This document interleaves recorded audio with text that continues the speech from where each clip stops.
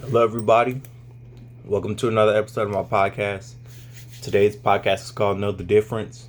And as usual, I'll start this podcast off with a quote. Worry is the interest paid in advance on a debt you may never owe. And that's a quote by an author that's unknown. You know, at one point or another, we've all overthought. We've all worried and created our own anxiety based on a situation that we may have felt like we didn't have control over, or that we felt overwhelmed by, or it's a host of reasons. I can't say all the reasons that people might feel anxiety or that uneasiness, but it stems from the thought process. In the last episode of my podcast and several episodes before that, we've discussed how everything starts in the mind. The thoughts lead to feelings, lead to actions, which leads to results. So your overthinking and this lack of control that you may feel, it starts in the mind. And it's a situation that we create. We create something out of nothing. We are creators. So we can create ease or we can create dis-ease. We can take a situation that's this small and blow it up into something that's catastrophic. And it's all a matter of perspective and how you train yourself and how you discipline yourself, because that's not how it has to be. That's not your only option. But it comes with training, it comes with discipline. You gotta take your mind to a place that society doesn't teach you or put out there in the forefront. It's something that you have to go out there and get. This almost becomes our default as human beings because we are not taught to train our minds to be at ease. Again, like the Buddhist monks, they discipline themselves as children. They discipline their minds as children to be able to sit and meditate for hours, and to be in control of their emotions, to be in control of their energy, to just be at ease. And when the world around you is falling apart, or you feel like there's a lack of control, or whatever the case may be, you need to be able to retreat within yourself. You need to be able to have a place where you can fall back, where you can gather yourself, gather your thoughts, and come up with a course of action to take against whatever obstacle or incident or situation you may face. So if the world around you is falling apart, you may feel is falling apart, or you may feel you have lack of control, and then you can't retreat inside yourself as well because it's also an unstable environment. You really don't have any place that you can call safe, that you can retreat to, and you can gather your thoughts and you can come up with a appropriate course of action. Because if your emotions are constantly telling you how to feel and stuff, our emotions are not always logical. They're not rational. So when you're making decisions based on emotions, especially like fear, anxiety, worry, it's not going to end up good. It's not going to end up well. You need to come from a place of being grounded, being present, being calm, being at ease, and being calculated. Detaching yourself from the situation, taking that satellite view that we always talk about of your whole problem, and try to make a decision with the information that you have present, the best decision that you possibly can. In Buddhism, this is referred to the monkey mind, which is a reference to the uncontrolled mind. If you study Buddhism, or at least Google it and look through it a little bit. I'm not gonna say study it because I have not studied it or given it like a thorough breakdown, or I don't know all the ins and outs of Buddhism. But I have looked over some of the principles and things in Buddhism, like their core beliefs. And one thing that they discuss, or that I've come across often in many different Buddhism articles or searches that I've done online, is their reference to the monkey mind, which is an uncontrolled mind. And they teach, or try to teach, you how to get control of that monkey mind, because they also believe and understand that you can't make appropriate decisions. You can't obtain, your higher self. You can't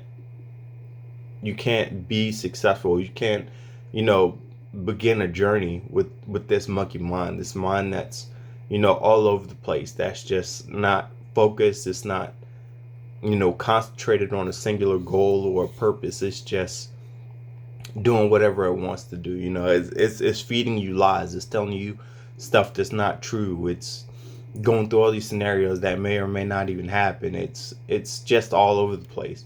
And that monkey mind is not good for us. It doesn't serve us. Your mind is supposed to serve you. You're not supposed to serve your mind. Your body's supposed to serve you. You're supposed to be in control. You're supposed to be in control. That's what it's about at the end of the day. It's about control. You need to create homeostasis and then a stable internal environment. You need to be able to count on yourself to be resilient and resolved in situations of, chaos and disorder. And I'm not saying Buddhism is the only way to go as far as, getting that monkey mind under control and controlling that monkey mind. But when I talk about an uncontrolled mind, or a mind that goes that worries and overthinks, the monkey mind is something that automatically just jumps out to me. I don't know why, but it just did. Usually we overthink in reference to something based in a fear emotion. Like asking someone out, an upcoming test, what others may think of you, future events, and the list goes on and on and on. Usually these overthinking, anxiety, and emotional delight are what this overthinking is based in. If you really look at it, take any situation that you've overthought, that you've had, fear, anxiety, or worry, and just look at why you were scared. And after you went through the situation, or you got over the situation, you found out that it wasn't really that bad. That the fear and the anxiety was, wasn't even worth it, because you got all worked up. And then, it ended up working out for you.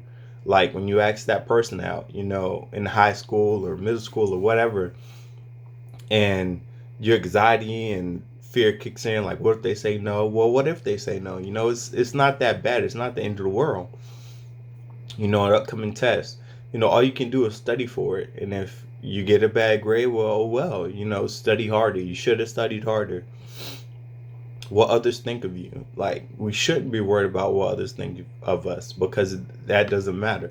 What other people think of us does not help us to attain the best self that we are. Now, that doesn't go against the fact that we need to be conscious of our reputation. We don't want to be someone that people, think bad of as far as reputation.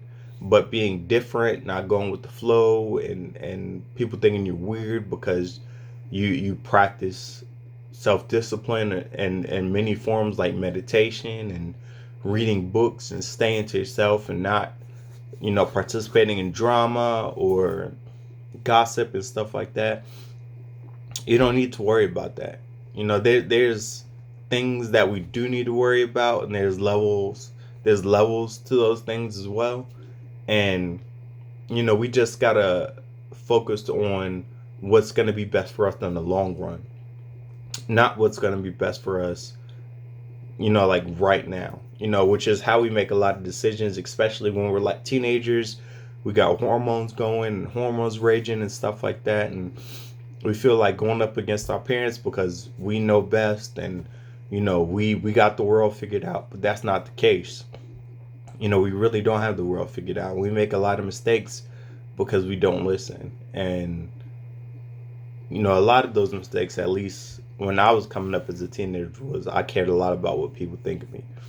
Not so much now, but I cared a lot about what people thought of me as a teenager. Fear, anxiety, worry, and similar emotions block us from being able to think rationally. They block us from being able to think rationally. They block us from being able to obtain our higher self. It's just not a good place to be.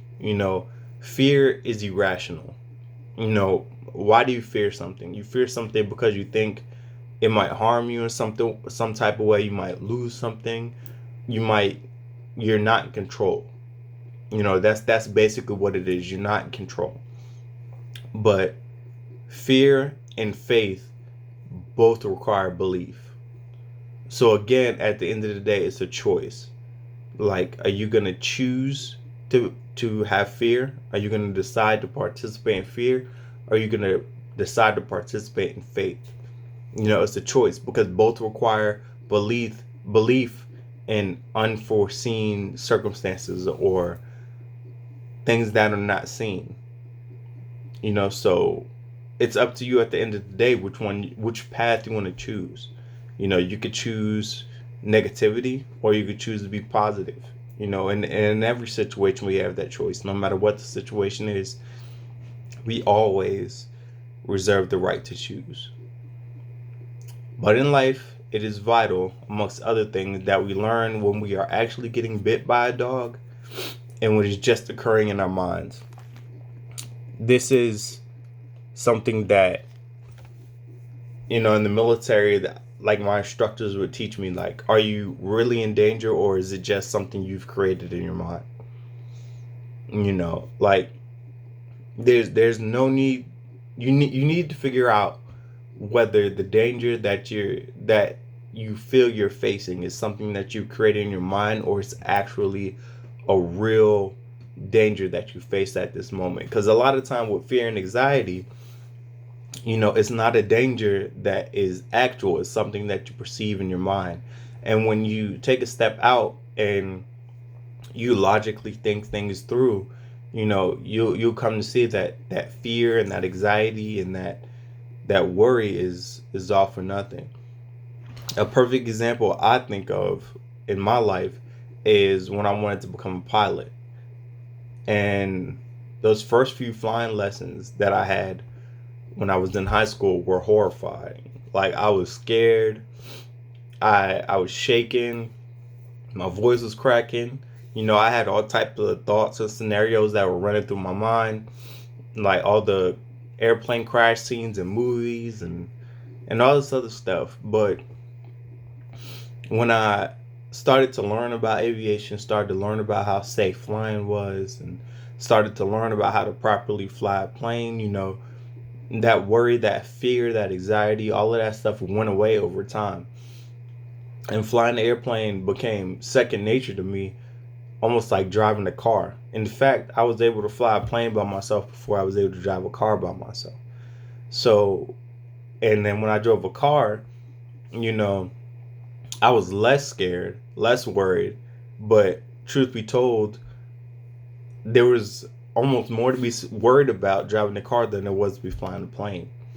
If you add up all the factors surrounding it. I'm not going to go into that because it's a long list, but that just goes to show that, education or detaching yourself from a situation and applying logic to it will often, cancel out fear, anxiety, worry, and the emotions of the like. Worry, anxiety is something that takes place either in the past or is in reference to the future. And as we have discussed before, neither exists. All you have is the present. The past doesn't exist and the future doesn't exist. All you have is the present. You've already gone through the past, so there's no need to worry about it. And the future hasn't come yet. So when you are constantly staying in the past, stuck about decisions you made that you can no longer change, that doesn't serve you. It's not going to help you be the best you that you could possibly be. And if you can do something about it, then do it. Don't be worried about taking a step. Don't be indecisive. Just do it. And if it ends up good for you, if it ends up well for you, then so be it. And if it doesn't, it doesn't. But at least you tried. Because if you choose a course of action, or you choose not to take a course of action, you still made a decision. You've decided to not do something. You've decided to do nothing. So either way you go, you're still making a decision. And a decision always has consequences, repercussions. So either way you go is gonna have a result on whatever you're going through, or whatever you're worried about, or you're feeling fear over. Do what you can with what you have, where you are at. Be grounded. Be present. This is how I feel you deal with anxiety, stress, fear, worry, all of that stuff. You have to realize at the end of the day that the only thing that you can do is what you can with what you have, where you're at. You can never do more than that. You can never do more than that. And it is what it is. Sometimes in life, you're going to be prepared for situations. You'll be able to study for that test. You'll be able to work out and train for that athletic event. You'll be able to, memorize your lines for whatever play or whatever. So you can affect that, but then there's going to be things in life that you face. There's going to be hurdles. There's going to be obstacles that you're going to face that you're not. I mean, failure is part of the game. You can't win it all. There are going to be times when you fail. There's going to be times when you don't make it over obstacles. There's going to be times when you're going to have to repeat tests over and over again, both physical and, spiritual, or in life, in the journey in life. So there's no use in getting down on yourself. There's no use in being scared. You're not always going to make the right decisions. Just be grounded, be present. There is no future, there is no past, there's only right now. And the decisions that I make right now will have a direct effect on the future. So make decisions with that in mind. But all you can do is be grounded, be present. I'm here right now at this moment in time, and I'm not worried about anything else. I'm worried about making the best decision that I possibly can at this moment in time. Take proactive measures to train the brain to be calm. When adversity strikes, it's not the time to start training your mind to be calm. You want to be training before this happens. Like, we didn't go, like in the military, we didn't wait until we went to war to start practicing certain things. We practiced how to sharpen our skills before we went to war. And then when we went to war, if something happened that went against our training, or that some type of situation evolved that was different than what we were trained, we would adapt to that situation, on the fly, so that we could better be prepared for it next time. But we definitely did. We were always training, always training. So when the time came to act, it wasn't something, that we had to think of over time and time again. It was something that we could definitely, just act. It was muscle memory almost. So ways that you could train your mind to be proactive, or proactive measures that you could take for your mind, or to train your mind, is you can do meditation, affirmations, spending time alone, which a lot of people hate to spend time alone because, people hate being with themselves, by themselves, because their minds go crazy. When I meditate, sometimes my mind runs like a million miles a minute, and it's hard to focus, but I get it down and I get under control, and then I get into my meditation and all is good. Face your fears. Look your fears in the face and say, I'm not scared of you. I'm not going to back down. I'm going to do this despite of how you make me feel. And seek help. There's nothing wrong with seeking help, like going to a therapist, or talking it out with a best friend, or a parent, or somebody, outside of yourself that can ground you, like, hey, you're worrying too much. It's not really that deep. It's not really that bad. You're doing too much. Everybody needs somebody like that in their life. Somebody that's going to pull them back, a best friend that's going to look out for them. So other steps that can help you control the monkey mind. You can change the story you tell yourself. Again, that self-talk is the most important narrative we're going to feed ourselves. Our minds have to be right. We have to be telling ourselves the right story. No matter what's going on around us, no matter what the news is saying, other people are saying, you know, social media is saying, we have to be feeding ourselves the narrative that we believe is true. We have to feed, ourselves our truth. Regardless of what everybody says, we have to feed ourselves our truth. Number two, let go of the past. It doesn't serve you. There's nothing you can do about it. The past doesn't exist. The future doesn't exist. Only the present exists. But the actions that you take in the present will have direct effect on the future. Identify your fears. Call them out. Give them names. Don't let them lurk in the shadows. Pull them out. Be like, this is what I'm scared of. This is why I'm scared of it. But despite this fear, I'm going to do it regardless. I'm going to do it despite the fear. Write down or openly share solutions, not problems. Don't be problem oriented, be solution oriented.